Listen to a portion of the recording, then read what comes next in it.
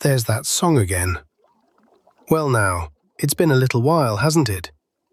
The pond froze and thawed and froze again, and somewhere in all that, a whole new batch of stories went and grew. If you've sat with us before, welcome back, little one. And if you're brand new to Shiloh Creek, pull up a warm spot. You're right on time. I'm Old Timber, the Elephant Elder, and this is where every story starts, pondside, with me. Now, today, my friends, I want to ask you something. What does it mean to be the smartest? And here's the real question. Does the smartest one always turn out to be right? You hold on to that. The answer is in the story. I'll tell you a small thing first, little ones. The God who made the whole wide creek has a funny way of turning things right side up. The loud ones, he sets down gentle. And the quiet ones, the ones nobody's watching, sometimes he lifts up first. It's a strange and lovely arithmetic. And once, long ago, somebody said it out loud. But that part comes later. First, the contest. It was a bright, breezy morning by the big old oak, and from his perch on the lecture branch swooped Professor Hoot, the most certain owl in all of Shiloh Creek. He cleared his throat, ahem, tapped his little stick upon the branch, and announced, "Friends, creatures of the creek, gather, gather. I, Professor Hoot, have devised a contest. A noble contest. A contest to settle once and for all the single most important question in the natural world. Which of us is the smartest animal in Shiloh Creek? I shall judge it. I shall also, I confess, most likely win it. But fairness demands the contest be held so. 3 rounds. 3 chances for the rest of you to be educated. The winner receives the golden acorn, which I have personally hidden, and which is, I assure you, exceedingly difficult to retrieve." Ooh, a contest. Friends, I got this. I am very smart. I know lots of things. I know which berries are the sweet ones. That's smart, right? Bongo. Knowing the sweet berries is a different kind of smart. Okay, a contest. I can win a contest. I have built a smartness optimization framework. A list of guesses. Written down very fast. Essentially, yes, but a very good list. "Behold, a contest of minds, and I, Ga-Ringo, parrot of the wood, keeper of the longest words and the grandest sentences, shall surely triumph, for I know words, polysyllabic words, words of magnitude." Garingo. What's that mean? It means big words, that's all, just big words. Big words! Yes! Garingo knows lots of syllabubs. Lots and lots of syllabub. Wait. No. Splash. A syllabub's a pudding. The real word is syllable. A syllable is just one little beat in a word, like polysyllable. That's 5 beats. Okay, but now I want pudding. Is a syllabub a snack? Hello, everyone.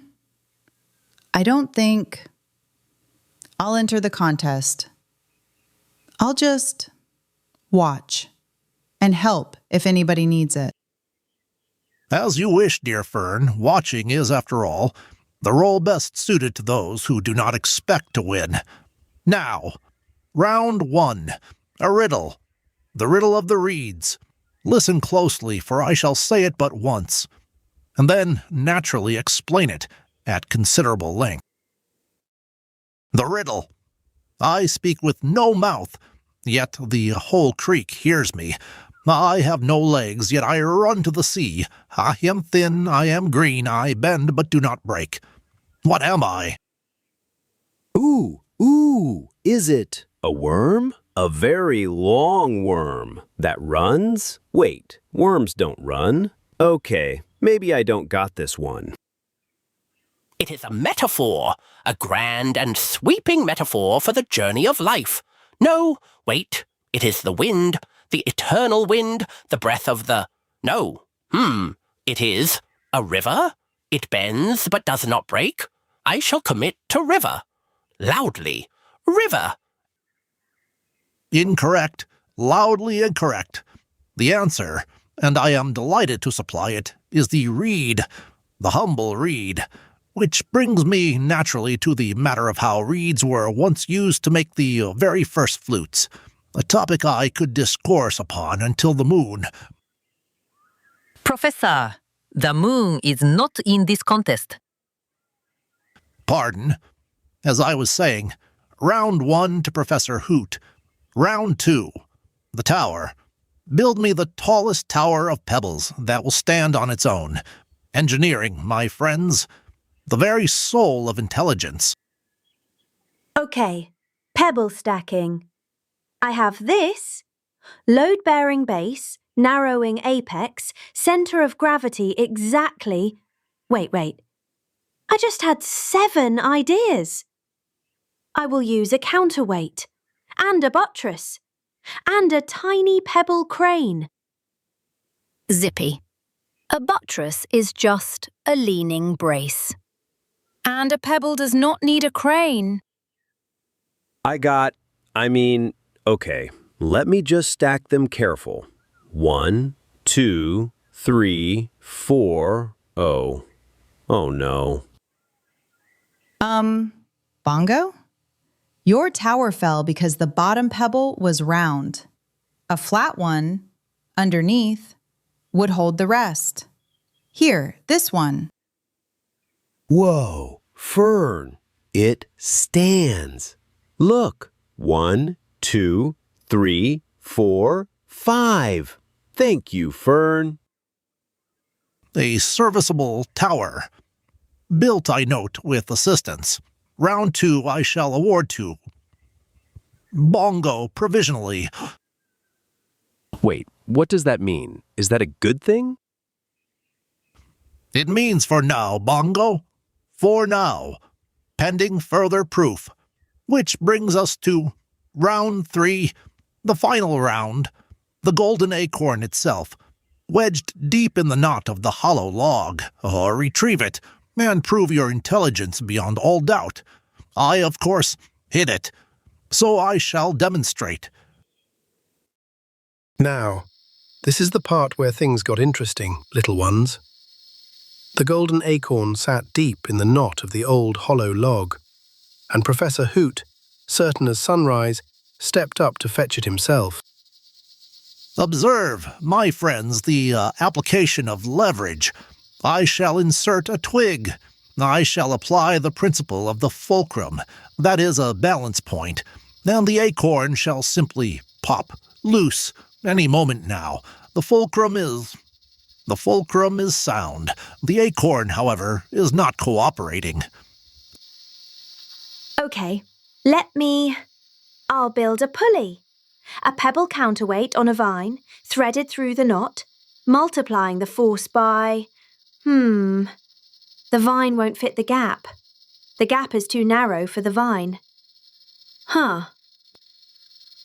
Permit me, I shall recite to it. Acorn, hear my voice. Loosen thyself, O stubborn seed, and roll forth into glory. It is not rolling forth. The acorn is unmoved by oratory. Most disappointing. What's that mean? Oh, it just means fancy talking. Talking does not move acorns. Professor Hoot? I wasn't going to say anything, but there's a little crack at the back of the log where the rain got in. The wood's gone soft there. If you push the acorn from the front, it'll slide out the soft side.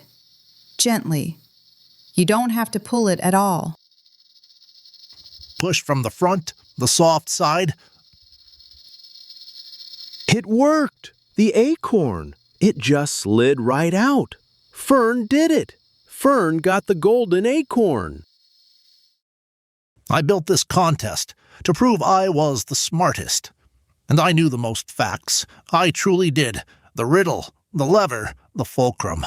I knew them all, and not one of them fetched the acorn. Fern fetched it. Quiet Fern. The one I said should watch. Because she did not expect to win, and she did not want to win. That's the thing I keep turning over. She wasn't trying to beat me. She was just trying to help. I have spent every Tuesday of my life collecting facts to be the cleverest owl on the branch, to win the room, but Fern took one small fact, a soft crack in an old log, and she used it to lift somebody else up, and I sat here, with all my facts, and lifted up only myself. Professor Hoot, may I ask you something? Of course, old Timber, ask. When you know a thing, a good, true fact, what is it for? Is it a crown to set upon your own head? Or is it a candle to light the room so everybody can see? Don't tell me. Ask Fern. She seems to know. I think a fact is a candle. When I saw the soft crack, I wasn't thinking about being smart.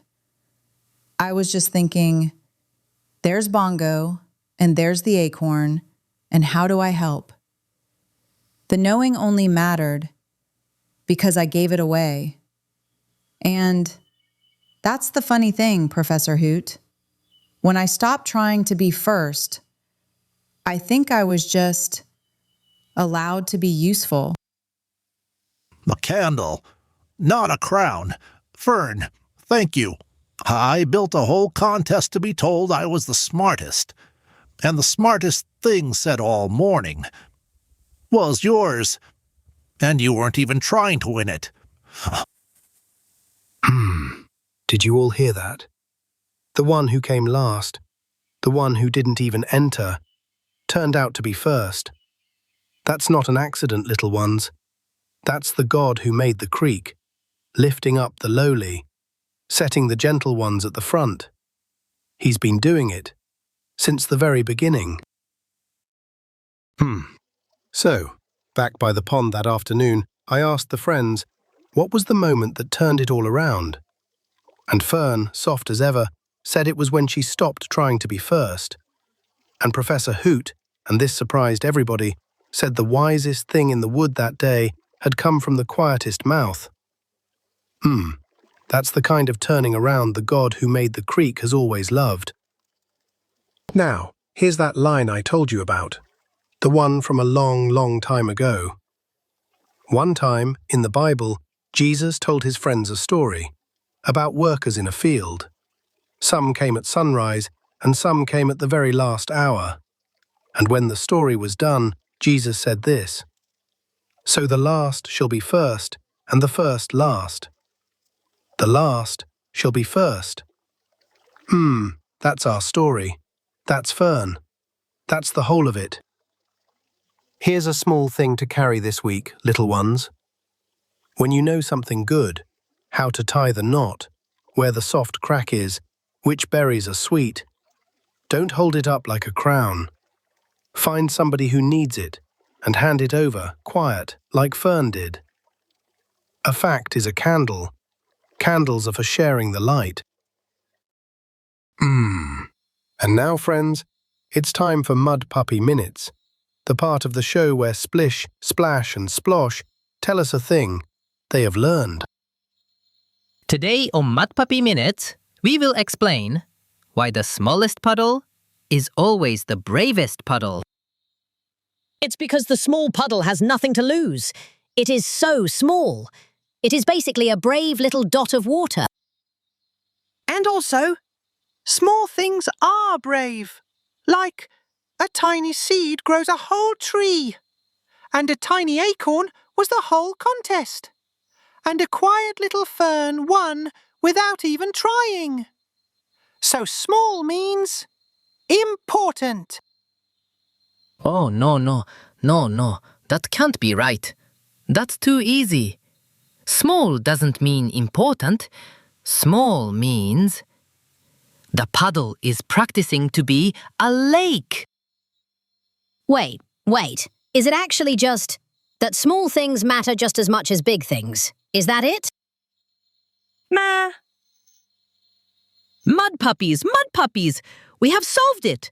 The bravest puddle is the smallest puddle because it is secretly a lake in training.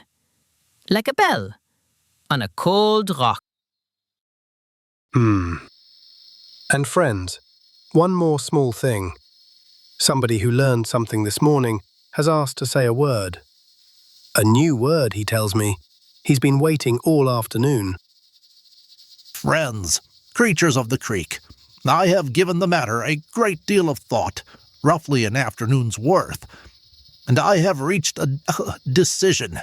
Henceforth, Professor Hoot shall no longer collect facts to prove he is the smartest.